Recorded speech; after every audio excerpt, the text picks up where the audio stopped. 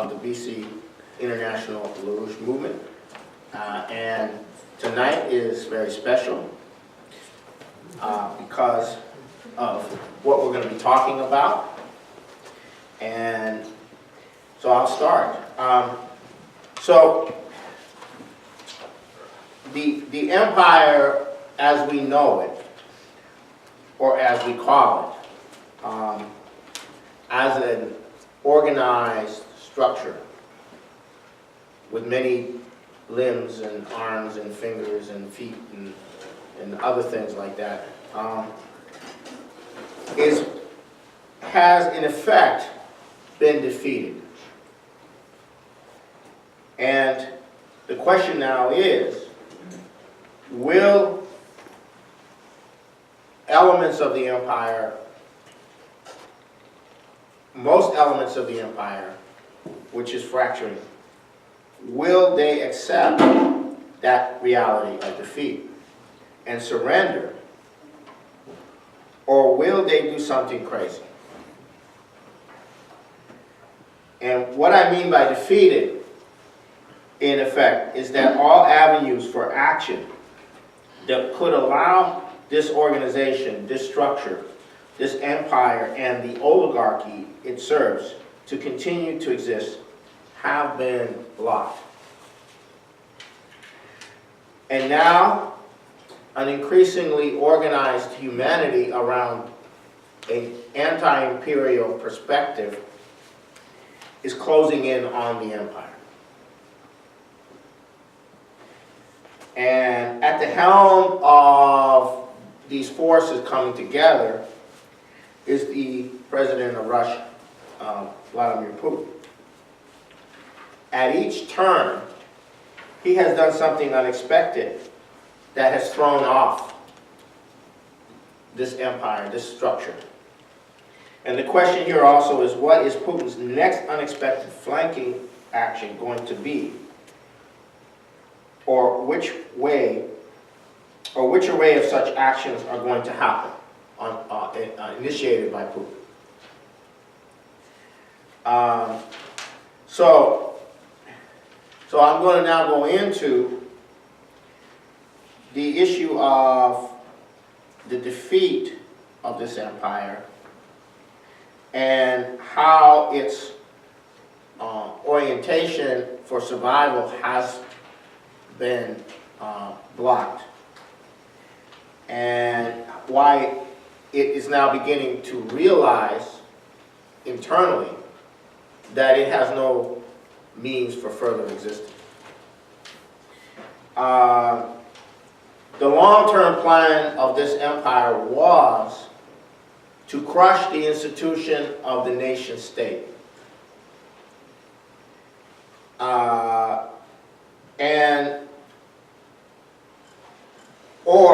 And at the same time try to create as much divisions among nations, so nations could not cooperate for their common good.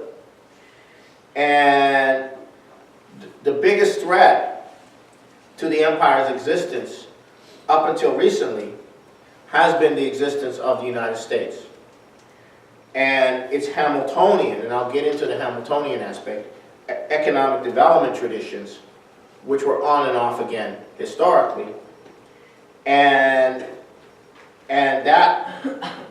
the threat that this economic tradition, this economic perspective would spread to the rest of the world. Now, my hearing aids have gone out. Okay. Starting with the Kennedy assassination and the assassinations of his brother and Dr. King, there has been a fundamental assault using internal agencies in the U.S. and external agencies, ultimately gaining control of the U.S., starting with the Bush administration, Bush Jr. administration, ultimate control. But the vehicles for destroying the United States were the drug culture, corruption of the society, corruption of the culture, the green religion, and global free trade based on monetarism, not global free trade, which the Chinese are pushing based on infrastructure.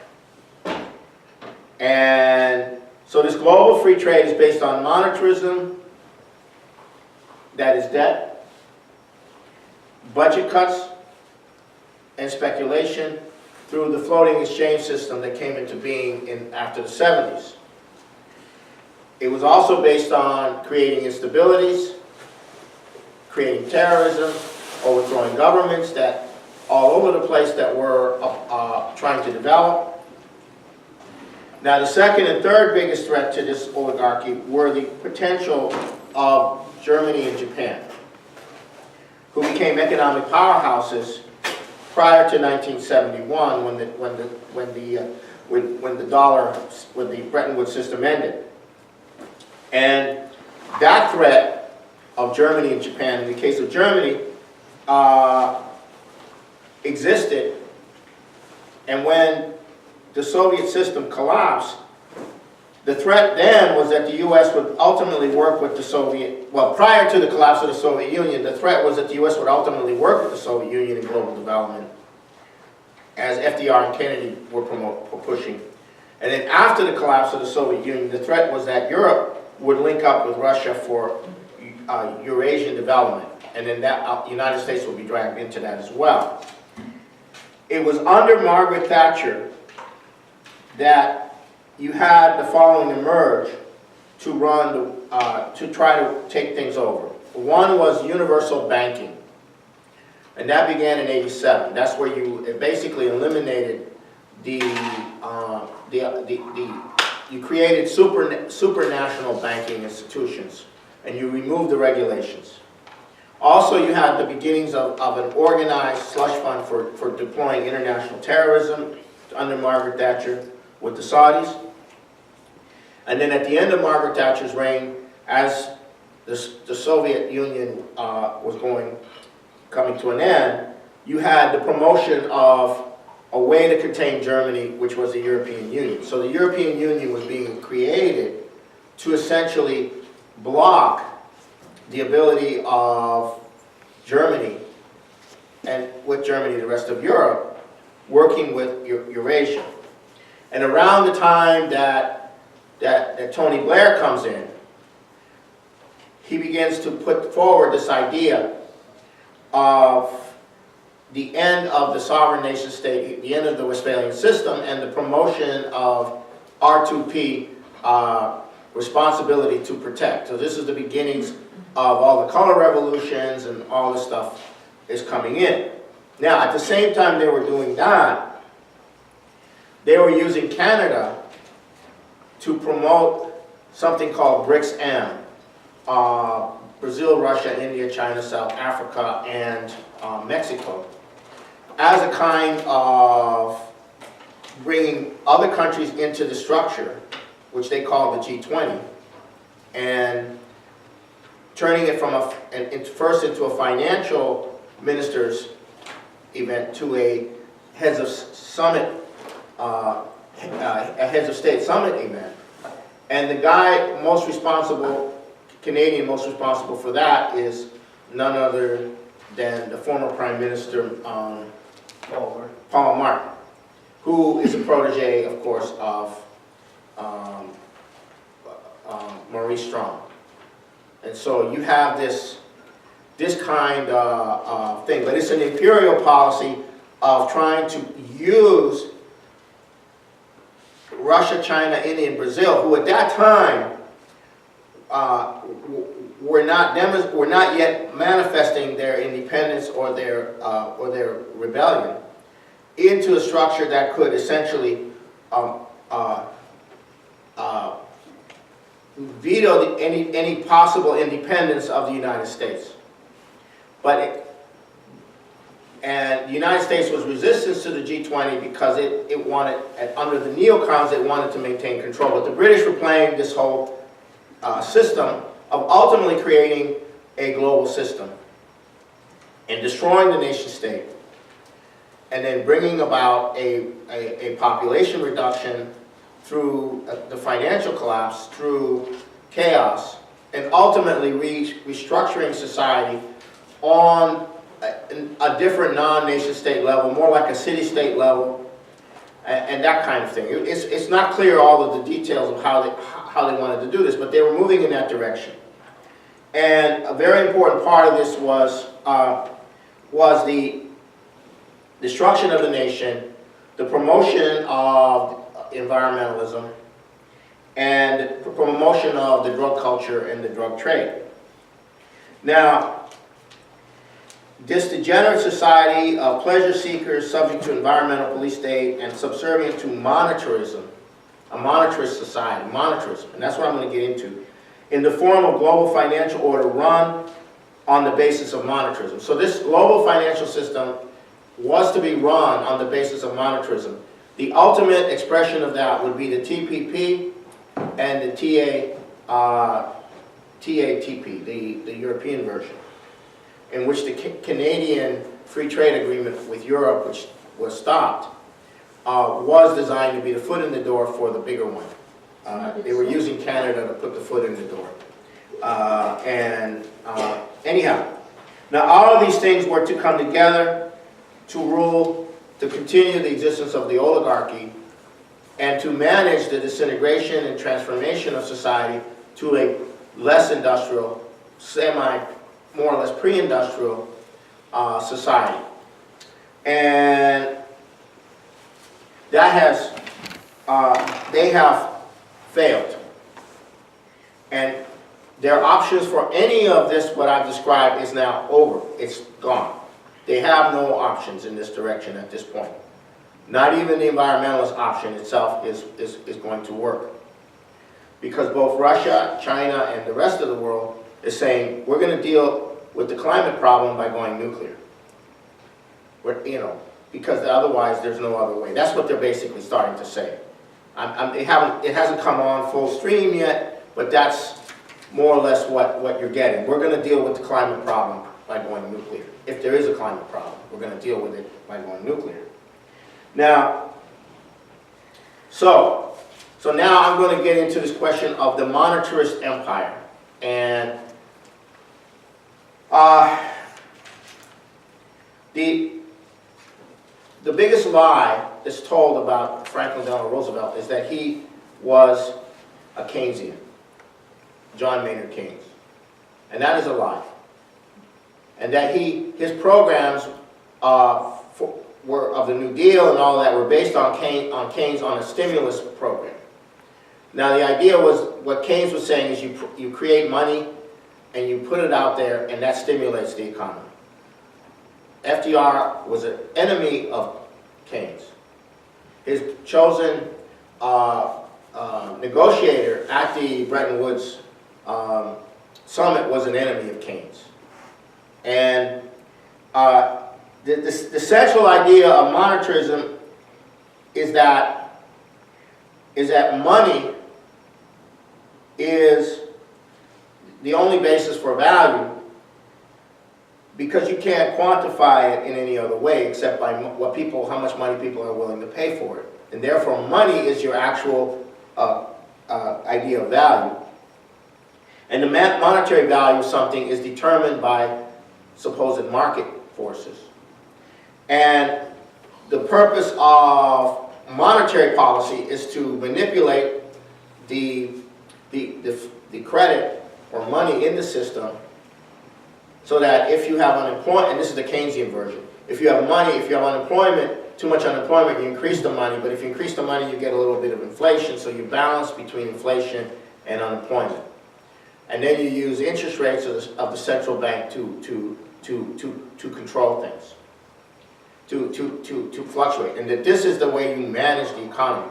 And this money goes to primarily is created by the government going into debt, the private investment banking system purchasing that debt, and then that debt is then purchased by the central bank, and that's how, up until recently, that's how the money was created. And that's how credit was created in the society.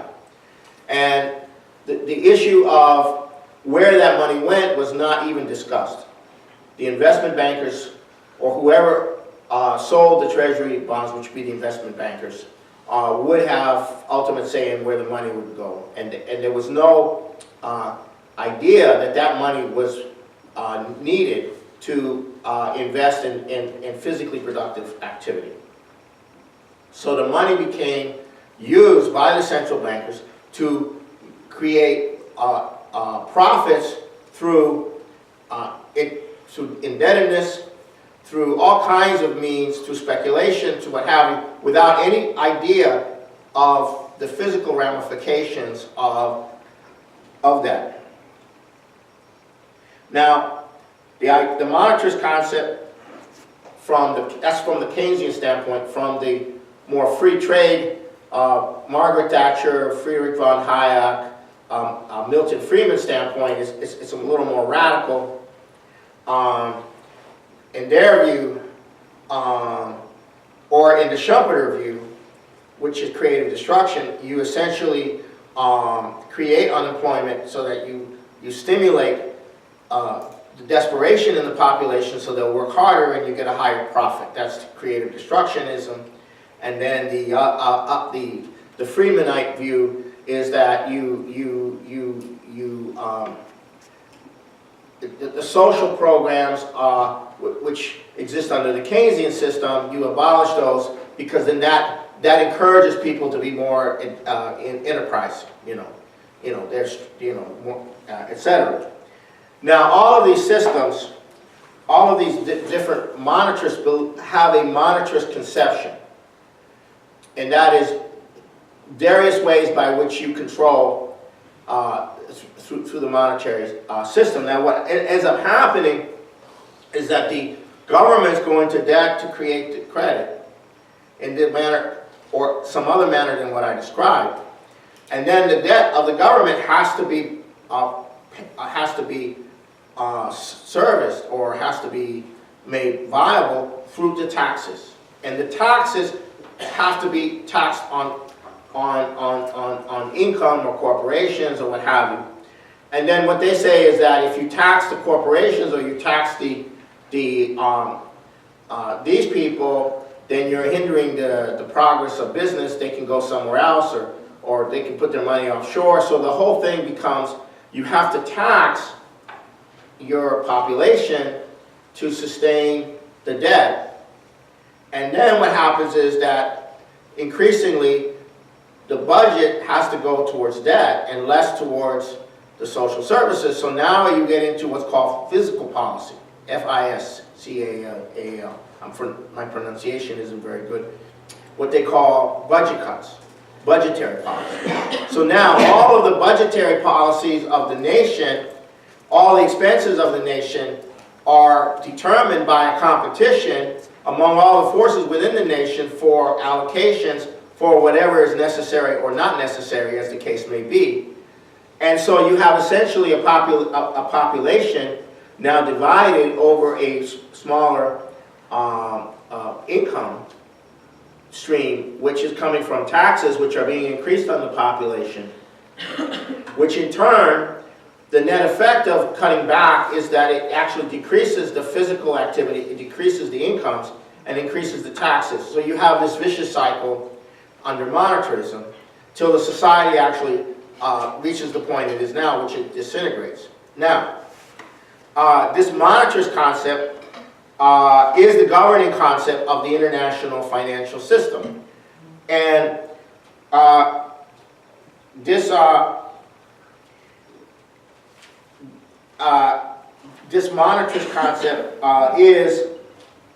can best be expressed in the article in the British press, I think it was the Financial Times, where essentially what they said was, and this dovetails what happened with the International Monetary Fund, and that is that,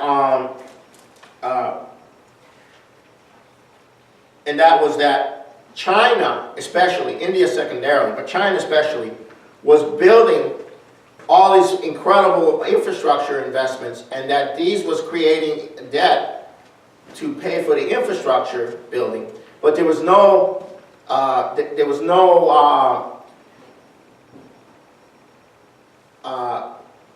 guaranteed return on that investment in monetary terms.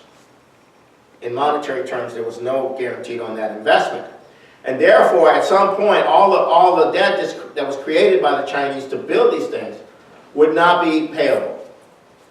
And that would cause a collapse of the system. And that's the viewpoint of a monetarist way of explaining the problem, okay, of what China is doing. Okay. Now, the very fact that this article appeared in the context of what China is doing is very significant, because the Chinese at the G20 made the theme of the G20 the following.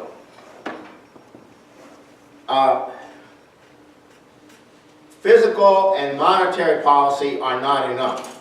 That was their diplomatic way of saying the system's screwed. It doesn't work. Physical and that was their polite way of saying that. So the G20 was an absolute assault on monetarism by the Chinese in their Chinese way of doing things.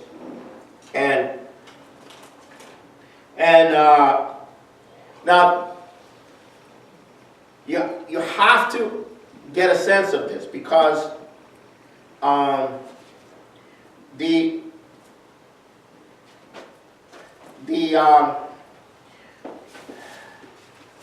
this monetarist thing is the way it works. This is how all finance ministers are, how all government officials operate, how all I'm going to meet with one this Monday, how all bankers operate. This is how they think.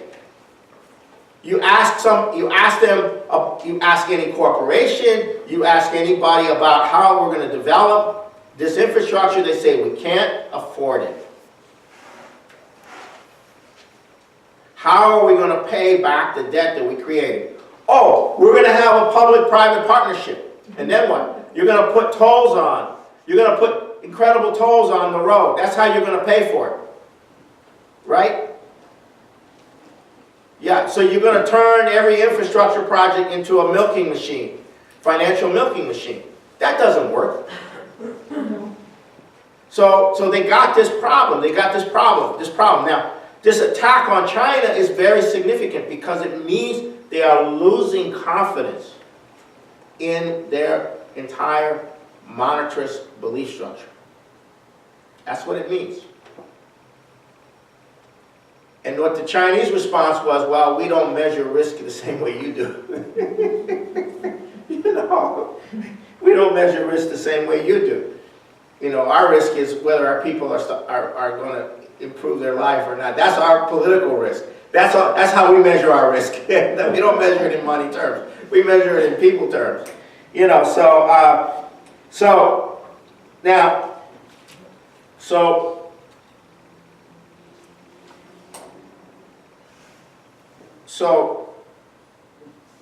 what I want to communicate now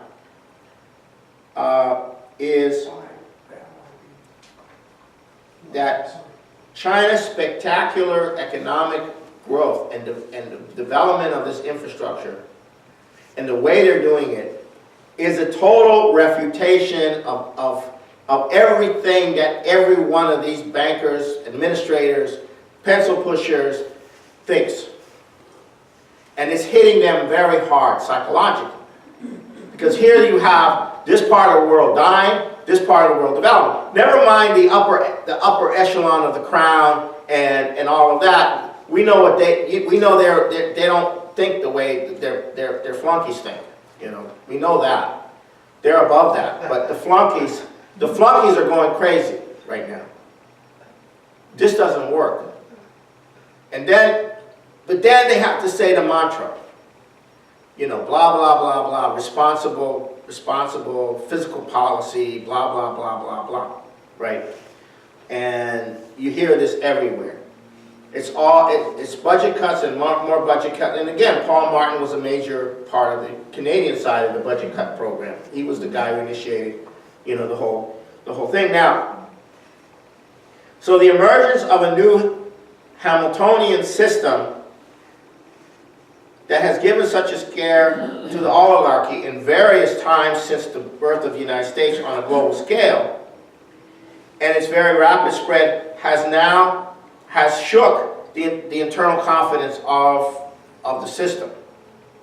You know, this thing spread to Japan in the 1800s, it spread to Germany in the 1800s.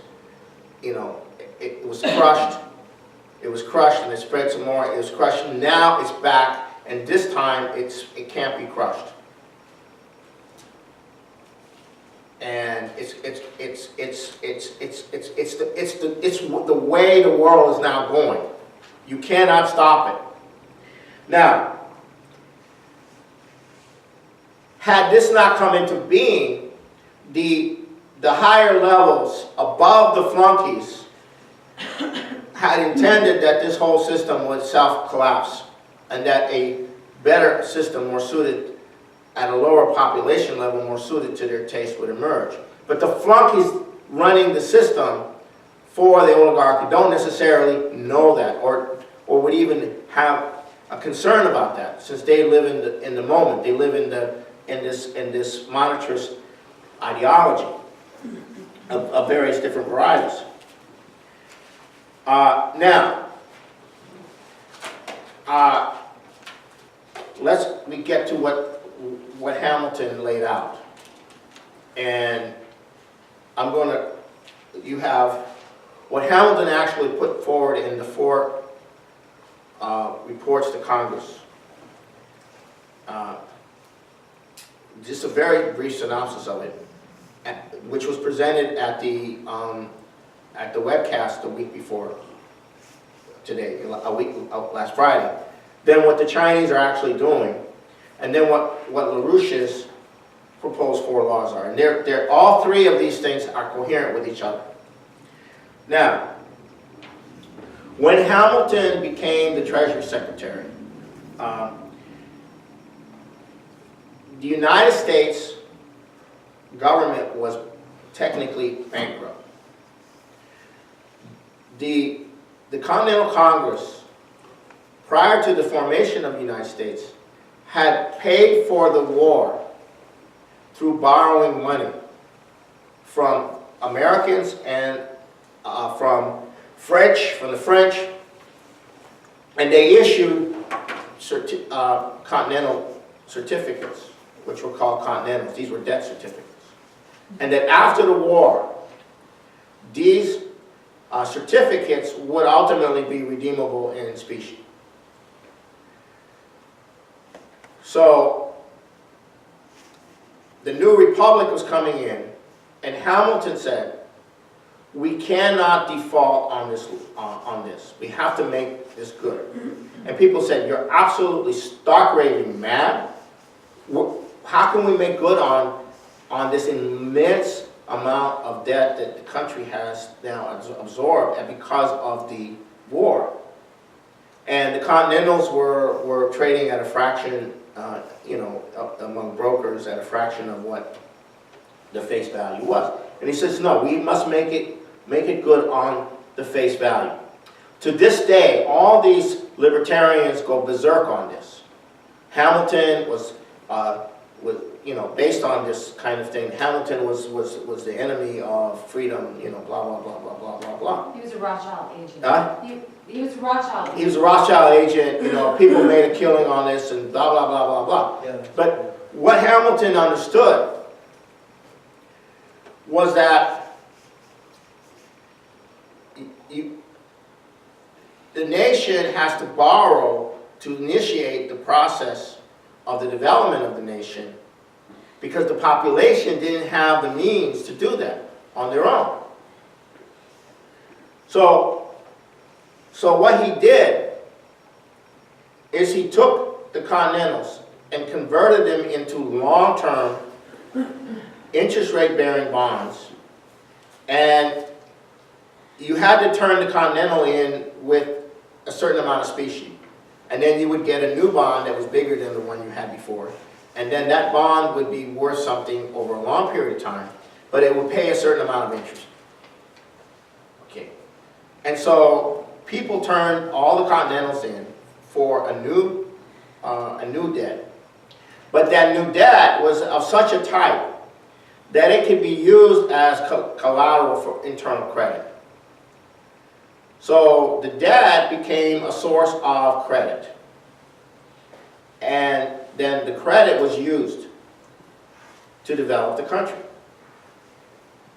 And the process of the development of the country created such an expansion of wealth that the debt was made good by the expansion of further credit based upon the circulation of this wealth. So essentially, you had an expansion of credit. And one of the ways that they were expanding credit was they were experimenting with private commercial banks, so that this debt could be turned into actual loans to farmers, to what have you. Now, the most critical conception, and by the way, the debt was good. Not only did it make the debt good, but the debt was so solid that it became the preferred investment for individuals, middle-class individuals in Europe. So people say, oh, the British got all that debt. No, individual Britons who could afford would purchase U.S. debt because it was in small enough denominations and they could get an interest rate from it, and it was secure because the United States was actually developing. Now, but there was an even more critical component to this, which is essential to the Chinese and to LaRouche, and that is the development of manufacturers. And this is the revolutionary concept of revolutionary concepts in economics, and this concept does not really fully exist in Marx.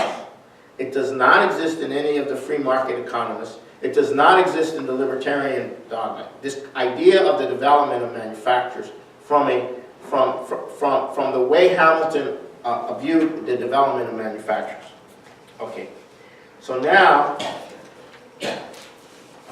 Wait, what is that? He's going to explain it. Oh, are you, okay. Yeah, I gotta find it. Hold on, I lost that part of it. Hold on, I gotta find it. I had, hold on, this is just taking me a second. It's kind of confusing here. There were seven features that were presented in the webcast which had to do with the impact of the development of manufacturers. The first was the increase of the division of labor. So you develop manufacturers, you have many more different jobs and many more different, more complex division of labor. The second is the extension and use of machinery. 3 is the employment of individuals not considered productive. The promotion of foreign immigration, furnishing a greater scope for the diversity of talents and dispositions which discriminate men from each other. 6, affording a more ample and various field of enterprise. And 7, creating and securing a more certain and in more instances, new demands for the surplus product of the soil. Now, to elaborate, the extension of use of machinery, I'll quote, "The employment of machinery forms a great importance in the general mass of national industry. 'Tis an artificial force brought in aid of the natural force of man, and to all the purposes of labor, is an increase of hands, an acceleration of strength, when imbued by, unencumbered by the expense of maintaining the labor." So in other words, he's saying the development of machinery saves labor, it frees labor for other things, but it also creates a greater division of labor. And then this concept is very important, furnishing a greater scope for the diversity of talents. It is a just observation that minds of the strongest and most active powers for their proper objects fall below mediocrity and labor without effect if confined to uncongenial pursuits, and it is thence to be inferred that the results of human exertion may be immensely increased by diversifying its objects. So in other words, you increase the division of labor, you increase the potential, and you engage people, and their engagement actually develops them in a way in which they would otherwise not be developed, and therefore they would not have that power of, that they would not represent that quality of development and that quality of potential. And when all the diversity industry in each individual confines its proper element and call into activity the whole vigor of its nature, each can serve it with most effect. Now,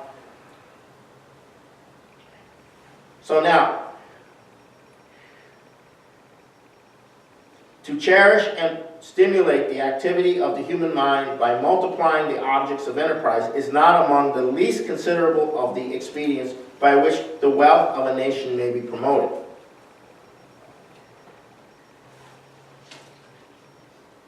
Even things in themselves not positively advantageous sometimes become so by their tendency to provoke excitation.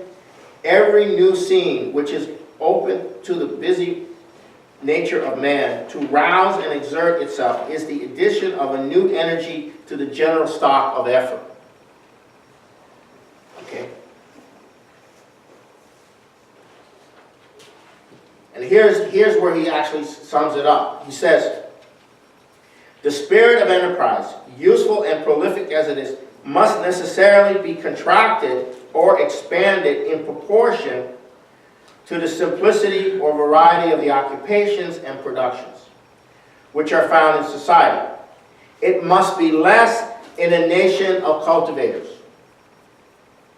than in a nation of cultivators and merchants, and less in a nation of cultivators and merchants than in a nation of cultivators, artificers, and merchants. So, and then Artificers being manufacturers. yes.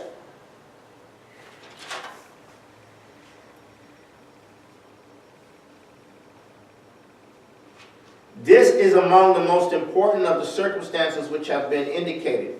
It is a principal mean by which the establishment of manufactures contributes to an augmentation of the produce or revenue of a country. It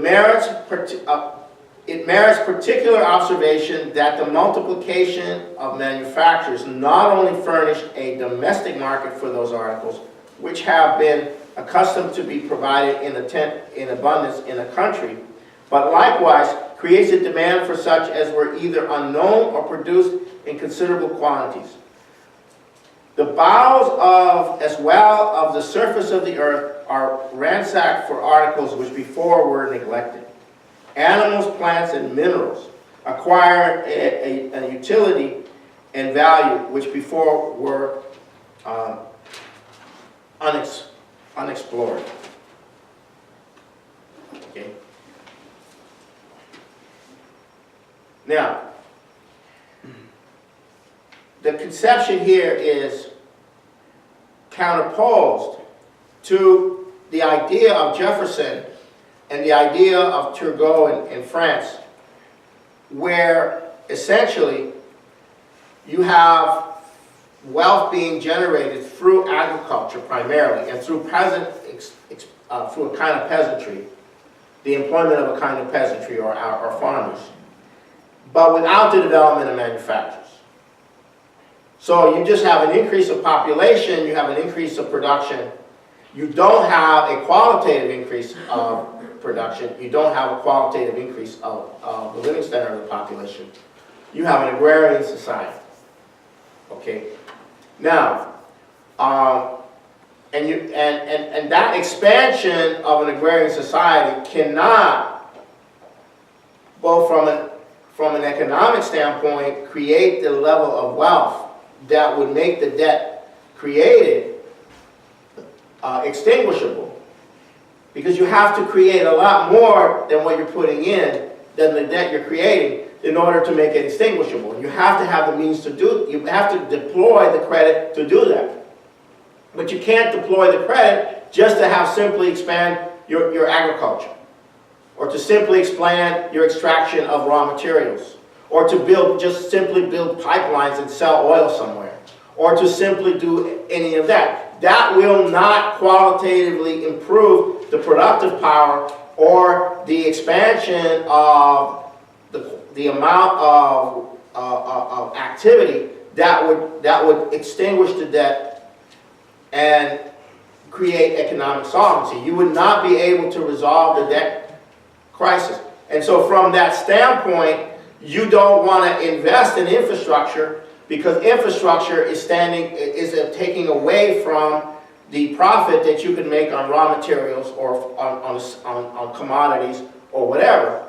But it's the expansion of infrastructure that can qualitatively change the productive power, stimulate the manufacturers, et cetera, and create, not only that, but you create an increase in the actual quality of the labor force. All these things are connected to Hamilton's conception of the development of manufacturers. And boy, was it a fight. It was a fight, and one part of the country did develop that way, and another part didn't. And one part of the United States did develop that way, and another part didn't. Now, the Chinese were confronted with a similar problem. They have primarily after the war, after it was resolved who was going to run China, they did not have much industry. They didn't have much manufacturers. And they had essentially an agricultural population. And they were poor. And so they went ahead and started to open up, to get the currency, to open up, to develop the initial phase of manufacturing for export. But that didn't really resolve their problem. And it didn't really resolve their problem because the profit that they got they got some profit in the development of a manufacturing workforce, but they didn't really get the profit that would be required to really develop. So they've been working on that. And what they're doing now is they're going all out to shift the entire nature of in manufacturers. They're going into manufacturers on an upscale version, but the division of labor required on a global scale to make this transition has to be bigger than the Chinese population. It has to be bigger than it has to be an entire world population involved in the division of labor. Okay, so this is where the Chinese are coming from. That's where they're oriented. Now, LaRouche's second law on a credit system and the third law on effectively on manufacturers, where you put your credit into, and the fourth law deals with the scientific aspect of going for advanced nuclear power, fusion, the space program, for scientific revolutions. That is also being pushed by the Chinese at this point. Now, they had a long ways to go before they could get to have a space program that could start to land rovers on the moon and so forth and so on. But they're steadily going in that direction. And this is a Hamiltonian world. This is not the world that was envisioned by people like Paul Martin or originally by the British Crown. This is not the world that they envisioned at all. This was not the new, it is a new world order. And you will see the gradual withering away of nations as the division of labor increases, as the cooperation between nations increases, as what have you, and nations will become more subject to the principles of development, but it's not an empire. It's the principles of development will govern the policies that internally govern nations, so the nations themselves are not fighting each other, saying, I'm this and you're that, but rather they're actually cooperating. So then the boundaries, eventually the boundaries will start to disappear. But that's not that's a different world order than the one that had been intended. And that, they can't go back. They cannot, we've crossed that line where the process is now fully underway going in this other direction. The other direction that we've been going in before, with the drug, sex, counterculture, the assassinations, the Vietnam Wars, all the wars that have gone on, all of the coups being done against countries because the leaders wanted to develop their countries, and all of that. That was the direction we were going in. That direction has changed, and there's no going back. And that's the sense that I think these bankers, these flunkies, these accountants, the so-called financial infrastructure of the West are starting to realize. And they're starting to have a crisis. They're starting to realize that the monetarist ideology, the monetarist system does not work. And we're seeing a reflection of that. We're seeing a reflection. Even Henry Kissinger said that he said two things that are very interesting. He said one is that the United States missed its opportunity in not working with China in the Silk Road and the development of Central Asia. And the other thing he said is that Mao was conceptual, though ideological. But every leader, every president of China since Mao, every principal leader of China since Mao is more conceptual than the one before. And he said the opposite is the case in the United States. What do you think the significance is of the word conceptual versus,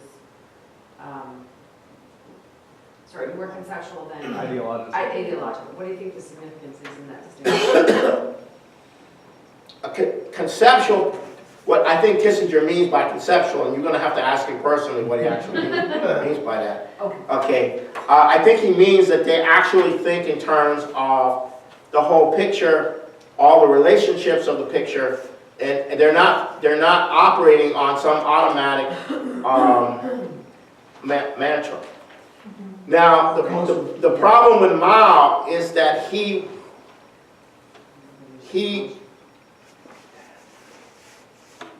anyhow, that's getting off the subject a bit, but the problem with Mao is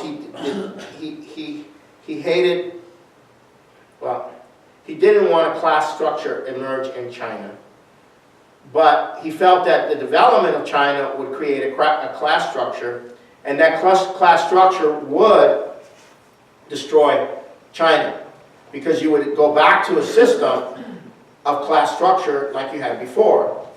And for that reason, he saw it as a corruption, as a process of corruption. Now this is important what I'm going to say because there's a lot of confusion about this.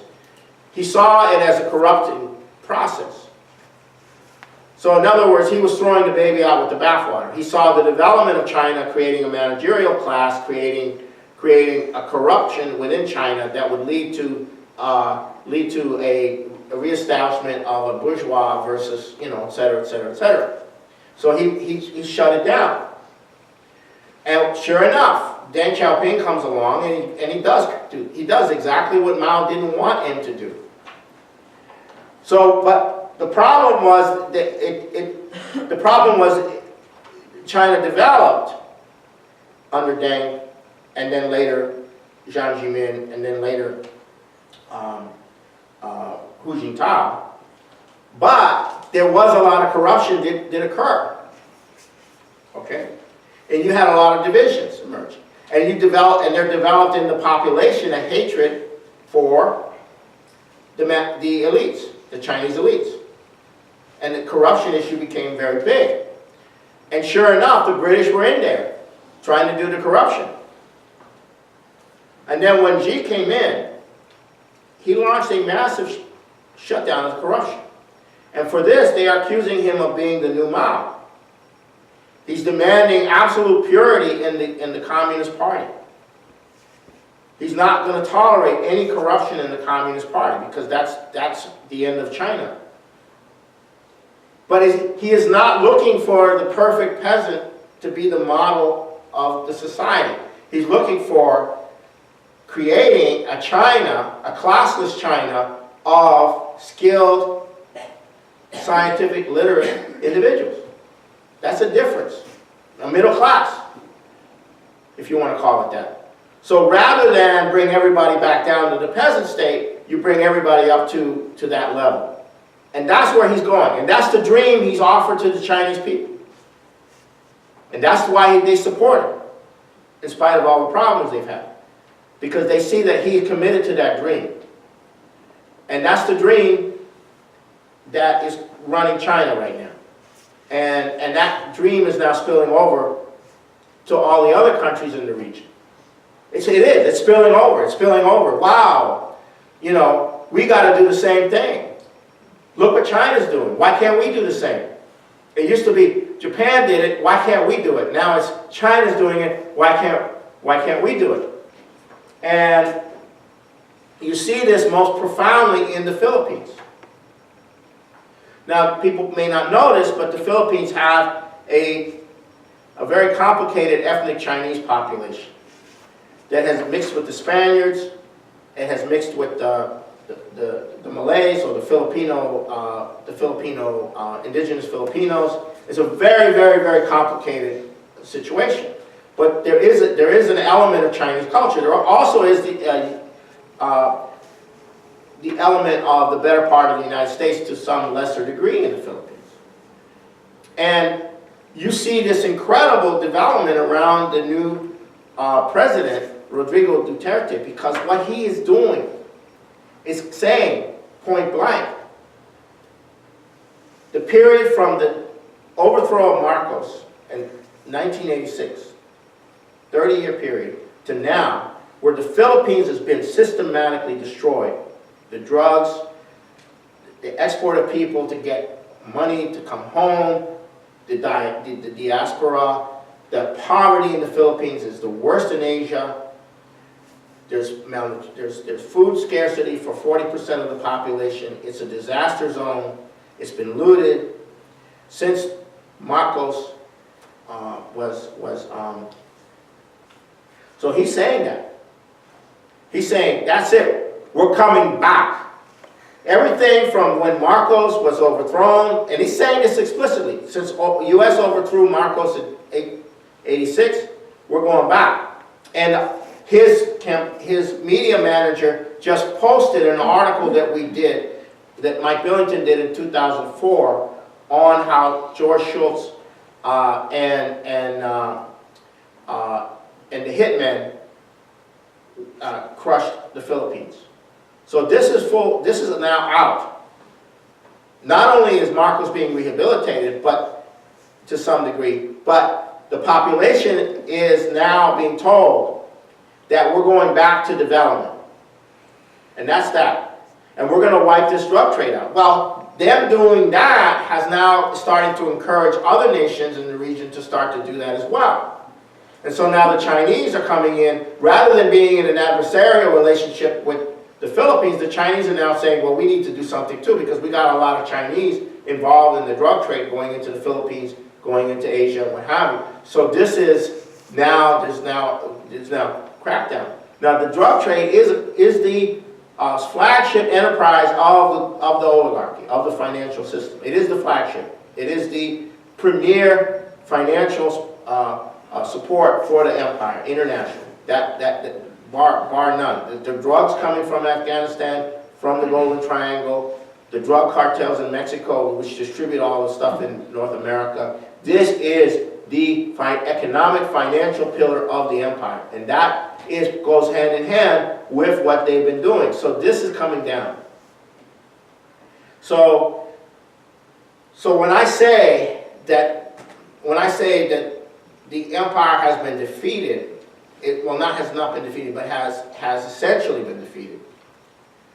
It means that they are done. And it's one thing to be done in an objective sense, but it's another thing for the people that are running it to begin to feel that subjectively. And that's the important thing that's going on right now. And we want to accelerate that subjective experience of these people sensing that it's over, that the way they've been doing things doesn't work. Look what the Chinese are doing, look what these other nations are doing, look what the BRICS are doing, and so forth. So you mean the queen or the lackeys? Well, it's all lackeys. you know, the empire is composed of lackeys primarily. And they all kiss each other on the mantras that they've been brainwashed to present. And when you deviate from the mantras, you are excommunicated. Now, all of that is coming down. And we have to accelerate that process because the U.S. is going to have to go back to Hamilton, starting with Glass-Steagall. And that is what has to be done. And that's our job right now in the U.S. is to get that, go back to all these people, go back to all these networks, and begin to educate them on the concept of the development of manufacturers, the idea of how you use credit, and the idea of creating a national bank to do that with, or an equivalent facility. And they're going to have to do that because they're not going to be able to have any way out of the collapse of the whole system, which is on its way. And that goes for the European countries as well. That goes for the countries, for all the countries that are completely entwined into this monetarist system. So we've often talked about other things, but this is the monetarist one. This is the big one. This is the one that controls the financial way people think. Go ahead. I don't know if you're all aware, but Robbie and Paul and Scott went to Victoria, and they delivered Of the BC International LaRouche movement. And tonight is very special because of what we're going to be talking about. And so I'll start. So the empire as we know it, or as we call it, as an organized structure with many limbs and arms and fingers and feet and other things like that, has in effect been defeated. And the question now is, will elements of the empire, most elements of the empire, which is fracturing, will they accept that reality of defeat and surrender, or will they do something crazy? And what I mean by defeated, in effect, is that all avenues for action that could allow this organization, this structure, this empire, and the oligarchy it serves to continue to exist have been blocked. And now, an increasingly organized humanity around an anti-imperial perspective is closing in on the empire. And at the helm of these forces coming together is the president of Russia, Vladimir Putin. At each turn with the Soviet, well, prior to the collapse of the Soviet Union, the threat was that the U.S. would ultimately work with the Soviet Union in global development, as FDR and Kennedy were pushing. And then after the collapse of the Soviet Union, the threat was that Europe would link up with Russia for Eurasian development, and then that the United States would be dragged into that as well. It was under Margaret Thatcher that you had the following emerge to run, to try to take things over. One was universal banking, and that began in '87. That's where you basically eliminated you created supranational banking institutions, and you removed the regulations. Also, you had the beginnings of an organized slush fund for deploying international terrorism under Margaret Thatcher with the Saudis.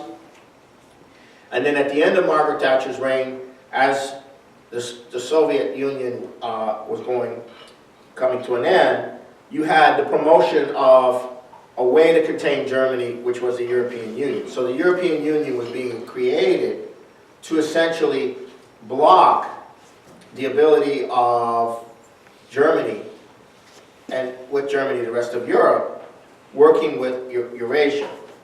And around the time that Tony Blair comes in, he begins to put forward this idea of the end of the sovereign nation state, the end of the Westphalian system, and the promotion of R2P, responsibility to protect. So this is the beginnings of all the color revolutions, and all this stuff is coming in. Now, at the same time they were doing that, they were using Canada to promote something called BRICS-M, Brazil, Russia. Now, my hearing aids have gone out. Okay. Starting with the Kennedy assassination and the assassinations of his brother and Dr. King, there has been a fundamental assault using internal agencies in the U.S. and external agencies, ultimately gaining control of the U.S., starting with the Bush administration, Bush Jr. administration, ultimate control. But the vehicles for destroying the United States were the drug culture, corruption of the society, corruption of the culture, the green religion, and global free trade based on monetarism. Not global free trade, which the Chinese are pushing, based on infrastructure. And so this global free trade is based on monetarism, that is debt, budget cuts, and speculation through the floating exchange system that came into being after the 70s. It was also based on creating instabilities, creating terrorism, overthrowing governments that all over the place that were trying to develop. Now, the second and third biggest threat to this oligarchy were the potential of Germany and Japan, who became economic powerhouses prior to 1971, when the Bretton Woods system ended. And that threat of Germany and Japan, in the case of Germany, existed. And when the Soviet system collapsed, the threat then was that the U.S. would ultimately work. He has done something unexpected that has thrown off this empire, this structure. And the question here also is, what is Putin's next unexpected flanking action going to be? Or which array of such actions are going to happen, initiated by Putin? So I'm going to now go into the issue of the defeat of this empire and how its orientation for survival has been blocked, and why it is now beginning to realize internally that it has no means for further existence. The long-term plan of this empire was to crush the institution of the nation state.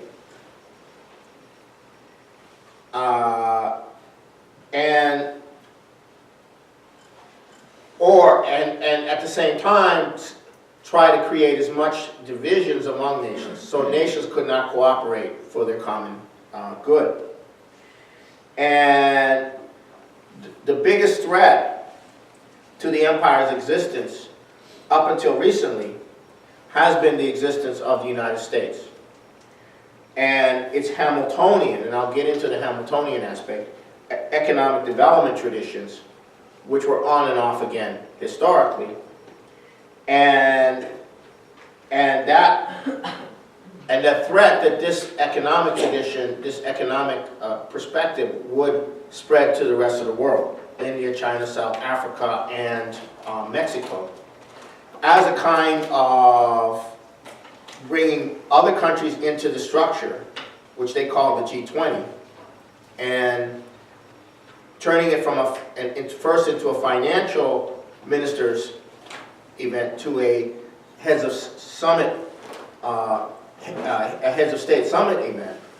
And the guy most responsible, Canadian most responsible for that, is none other than the former Prime Minister Paul Martin, who is a protege, of course, of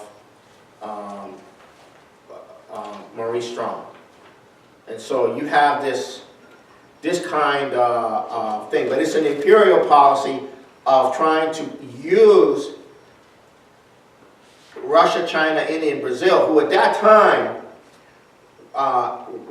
were not yet manifesting their independence or their rebellion, into a structure that could essentially veto any possible independence of the United States. And the United States was resistant to the G20 because it wanted, under the neocons, it wanted to maintain control. But the British were playing this whole system of ultimately creating a global system and destroying the nation state, and then bringing about a population reduction through the financial collapse, through chaos, and ultimately restructuring society on a different non-nation state level, more like a city-state level, and that kind of thing. It's not clear all of the details of how they wanted to do this, but they were moving in that direction. And a very important part of this was